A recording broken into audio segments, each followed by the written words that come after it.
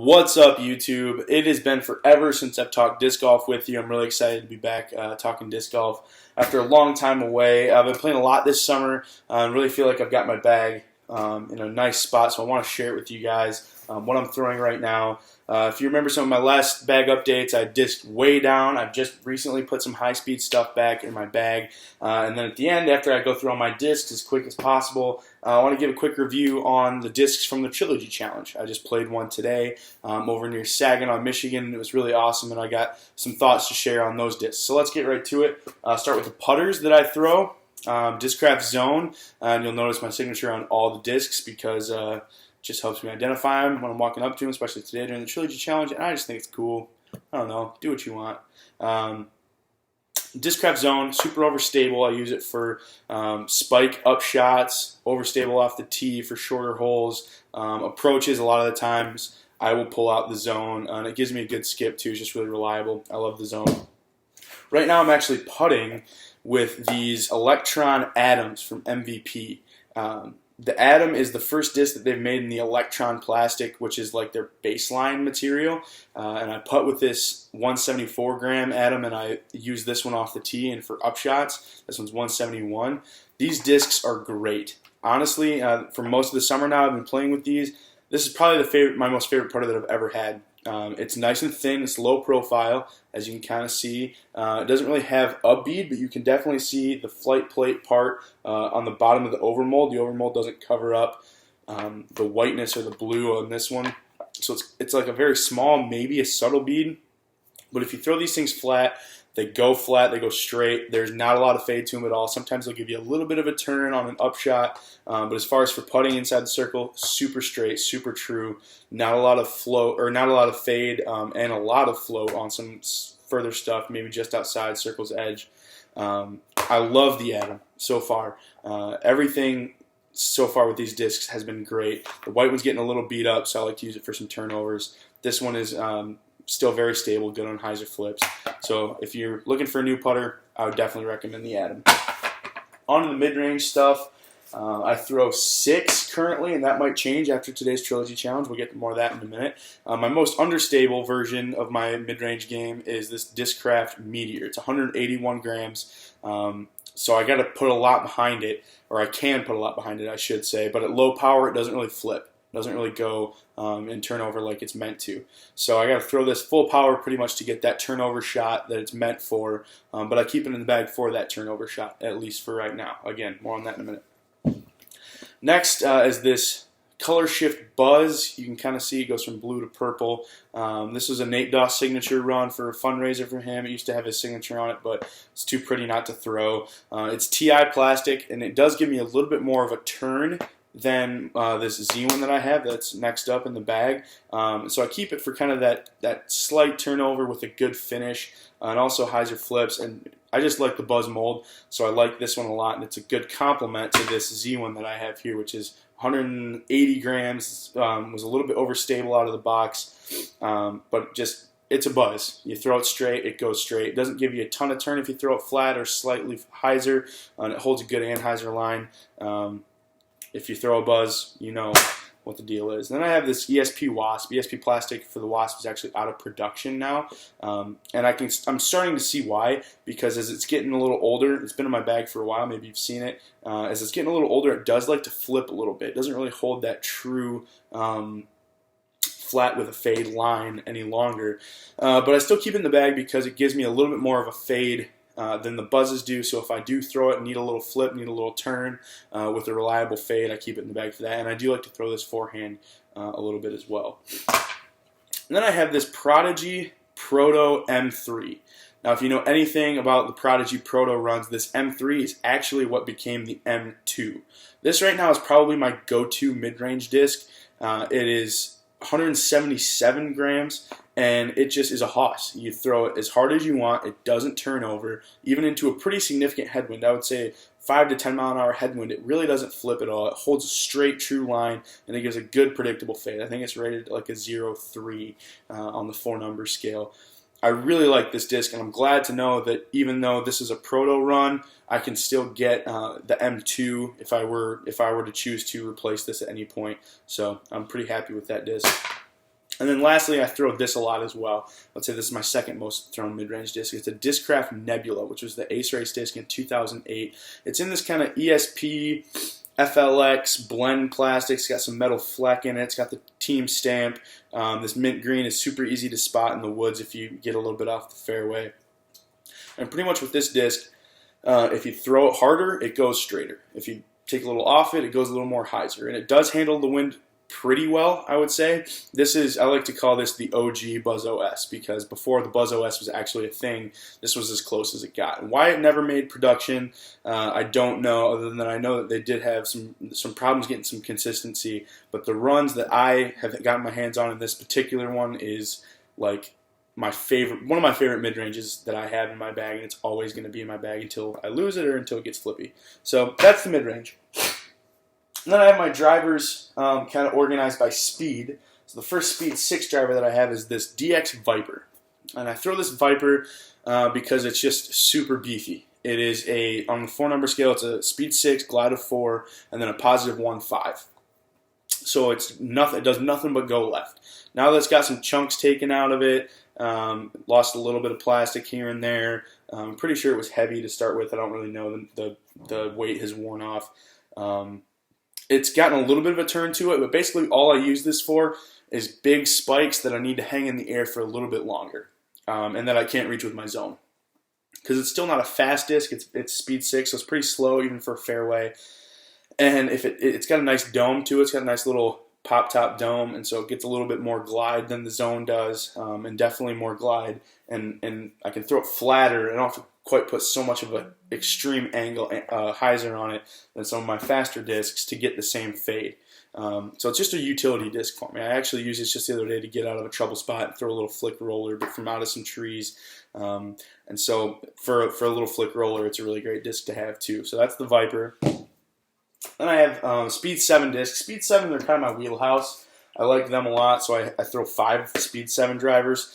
I have this River, Optoline River. This is kind of the turnover spot in my bag. It's pretty new optoplastic, so it takes a little bit of snap to get it to really turn over. But it's just a really nice control driver. If you've ever thrown a River, then you know what I'm talking about. And if you've never thrown a River, you should try one out. I would definitely recommend the Opto. The Gold line tends to beat up, chew up, and get really flippy a lot sooner. Then I have this Champ Eagle, 175 grams, nothing special, but it does give me a little bit more of a fade, a little bit more reliable into the wind than this T-Bird, which is one of my go-to drivers at this speed. I love this T-Bird. It's beaten up pretty good. It still holds a great line, big hyzers, and it's just, it's pretty much my go-to Speed 7 disc right now. It's got the Dynamic Discs stamp on it, which I love, and I've had it for a long time. Then I have this Ascent. This Ascent is a very fast Speed 7, very straight, gives me a little bit of a turn, but always that nice reliable finish, and even some good skips just because it's so thin. I'll hold it against my white shirt there, and you can kind of see the profile. It's very thin, very fast, and the X-Link plastic, this is the Firm. It's really grippy, really nice in all weather conditions. And then I have this Prodigy Proto F1. And this thing is probably one of the more stable discs in my bag, even at 167 grams. Into the wind, it holds a great line, great hyzer disc. Just put a lot on it, and it rides a hyzer for a long time. Throw it flat, and it starts to turn left sooner than pretty much any other disc in my bag, with the exception of maybe a DX Firebird, which I don't currently have in the bag, but I do carry it sometimes. But about halfway through the total flight, it starts going left. It's rated at a 0.4, I think, and I would say that might be even a little bit conservative. But it is the proto run, so maybe the production runs are maybe not quite as beefy as this one. It's got a little micro bead on it that's kind of just more of a flashing, but maybe when that wears off, it'll get more to a workhorse stable type of a disc. Then I got some Speed 10 stuff. Let me see. Yeah, these are all Speed 10. Throw 4 Speed 10 discs. The first is this Champion Orc. Actually, shout out to my boy Chuck. He found this for me in the pond, and he gave it to me because it's just super beefy, and he knows I like that. It's not quite. It doesn't have really a pop top. It's pretty flat, so it's really stable. And I'm not sure how much it weighs because the numbers have worn off. But it's a great hyzer disc for me, a really power hyzer disc. I have this brand new Prodigy H3.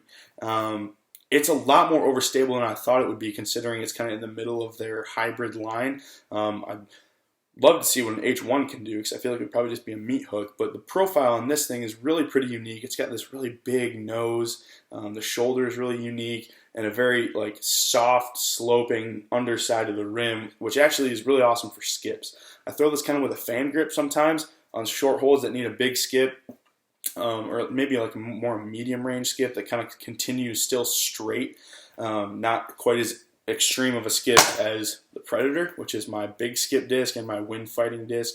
I throw this forehand too, because it's got this little X out on the patent numbers. It feels really nice in the hand for grip. But the Predator is probably one of my favorite discs. It can be a 30-mile-an-hour headwind. This thing just holds dead straight and finishes left. It's a great disc. And I have this G-Star Thunderbird. From what I've heard, a lot of people don't like the G-Star. I like it because I can throw it, it's going to sit and it's going to stick and stay where it is. And I also feel like the G-Star gets me a little bit more turn, a little bit more understable. But it really is just a longer, faster T-Bird. And this one's, again, kind of flat, not a whole lot of dome to it. So it does give me a little bit more turn than maybe my T-Bird even does. But it's a good disc, and for now, it's going to stay in the bag. And then this is probably one of my go-to long-distance shots. It's a Discmania PD in the S-line plastic. I reach for this probably more than any other of these Speed 10 drivers, just because it's a great disc. You can rip on it. It's reliable. It doesn't turn over on you. And this has kind of got that poppy heartbeat sound, as Dave Felberg puts it, that lets you know it's going to hold that line and be true. So definitely would recommend this disc, especially in the S-line. Super durable. And then on to the high-speed stuff. Again, I just put these 3 discs back in my bag this week. And in order of stability, they are my old Discraft Force that I have, that is honestly probably my farthest flying driver as of right now. It gives me a good turn. It's pretty beat up, as you can kind of see everywhere. It's got some dimples on the top on the flight plate from where just gripping it really hard with the thumb. So it gives me a little bit of turn, reliable fade, and goes really far. So I'm really liking the Force right now that I've disked back up into the speed 12, 13 range. And then I have this first run Discraft Crank. This one I haven't really figured out yet. I think I got to break it in a little bit more because it flies pretty stable. It's pretty flat top, doesn't have that pop top, so it's beefy for me right now. But I think as it breaks in, I'm using a lot forehand right now. As it breaks in, and it'll get to that spot where it probably will overtake my Force as my go-to, just because there's more distance potential because it's speed 13. It is really fast, and I really do like it because right now it just goes straight with a good fade. But when I need a straight with a good fade shot, I pick up this Echo Star Destroyer Team Phoenix stamp with that real nice pop top, as you can hear, and just dead into a wind or big hyzer hole or straight with a hard left finish and the skip. I love this disc. The grip on this Echo Star is so nice, and in the forehand too, I throw this disc a lot. I really love this disc. It's probably one of my favorite drivers that I've ever owned, other than maybe my old White Nuke from some of my older videos. Super reliable. Everybody throws destroyers, and so I keep this one in the bag. So that's my bag. That's all that's in it, except for some grass and some other stuff. I did pick up this new Trilogy Mini today at the Trilogy Challenge. So let's get to those discs real quick. I'll try and go through these as fast as possible. And we'll start with the putter. The putter that you get in the Trilogy Challenge, and just so everybody knows, super awesome event. They only go through September 20th, I think.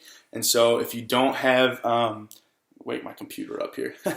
If you don't have one on the calendar yet, time's running out. I would definitely recommend them. They're a lot of fun. The one I played today was like an ace race style because the tournament directors get to decide how they want to do it individually. So you get 2 throws on every hole. We played 2 rounds. Didn't win. Oh well. Hit some metal, but no aces in the bag today. But the discs are great. So first of all, it's called Retro Plastics from Latitude 64, and the model, the mold is called the Makana. Makana.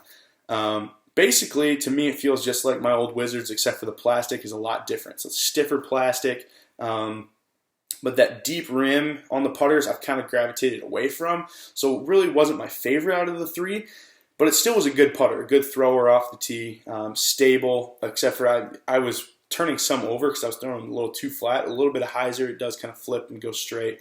Good reliable finish.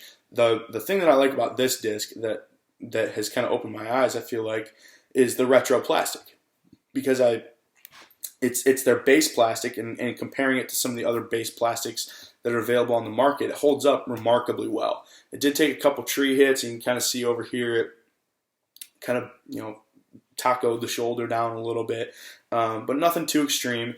And the plastic itself, as far as like nicks and scuffs goes, held up incredibly well. Far better than any other baseline plastic that I've ever encountered in my experience over the last 5 or 6 years. So for that reason, I might think about at some point putting some maybe Latitude 64 mid-ranges or something like that in this plastic run in my bag, just because the wearability and the over time cycling discs through, I think there's a lot of potential from this retro plastic. So that's the Makana, the putter that you get in the Trilogy Challenge. This disc is from Dynamic Discs. It's called the Evidence, and this is the Fusion plastic. This was my favorite disc of the day. When I got there, the tournament director kind of told me that it was basically like a buzz, and I was like, okay, well, half the mid-ranges on the market are basically like a buzz. And while this is a straight true flying mid-range in a very beautiful and very grippy plastic. Today was a super hot day out on the course, about 90 degrees. And as the day went on, it just got grippier and grippier and grippier. This Fusion plastic is awesome. And even this morning, it was kind of dewy out, so it was getting wet, and some beads of water were on the disc, and a quick wipe down, and it was great. And one of the nicest plastics I've ever felt from Dynamic Discs. Really awesome. But as far as the flight goes, I almost like this better than buzzes, and I know that's kind of blasphemy, and I don't feel like I've given it, put it through the test enough to be able to say that for sure. But I definitely think of the 3 discs, this is probably the one that will end up in the bag. It has this very subtle bead right along the edge of the rim that I didn't even notice until about halfway through the first round, which I know zero about the science of disc flight, but to me, what this has enabled this disc to do is that if you throw it flat, it gives you a nice little turn and a reliable fade, so that it just is a straight flyer. If you throw it anhyzer, it holds that anhyzer all the way to the ground and never comes back unless you give it a little bit of air to check up. But if you throw a hyzer, it never tries to stand up on you. It never tries to hyzer flip. It just holds a pure hyzer line. And so in terms of just usability and usefulness of this disc from a utility standpoint, this is probably one of the most useful discs I've ever found, because it literally does everything I asked it to do today, even some forehand stuff. And granted, it was an ace race, so all the holes were shortened. Didn't really have a whole lot of opportunity to put some serious power behind this, but I'm looking forward to doing that in the days and weeks to come. And then lastly, from Westside Discs, is this elastoplastic Sampo. The elastoplastic is really flexible, kind of champion, jolly launcher, whatever people call it. It does have that nice little heartbeat pop top. Maybe you can hear it. This is also a really awesomely grippy plastic. In fact, I was just doing this a little bit ago. If you put these two on top of each other and give it a little suction, they just hold together like really well, which I just think is cool. But I threw this a lot forehand today, threw a backhand today. Again, never really had a chance to put a lot of snap or power into it. But when I did, it just goes dead straight. It's rated a 0.2 on the 4-number scale and a speed of 10. So there's no turn. I would maybe even push it more to the 2 to 3 on the fade number, because it fades hard. And when I've compared it to my other speed drivers, my speed 10 drivers, it's got a little bit more of a shoulder here and a little bit thinner of a rim, but that's comfortable for me. So again, all in all, great event. I would definitely recommend getting one on your calendar before the summer's up. But that's my bag. That's my take on the Trilogy Challenge discs. Thanks for watching. Hope you have an awesome one. Get out and go throw some plastic.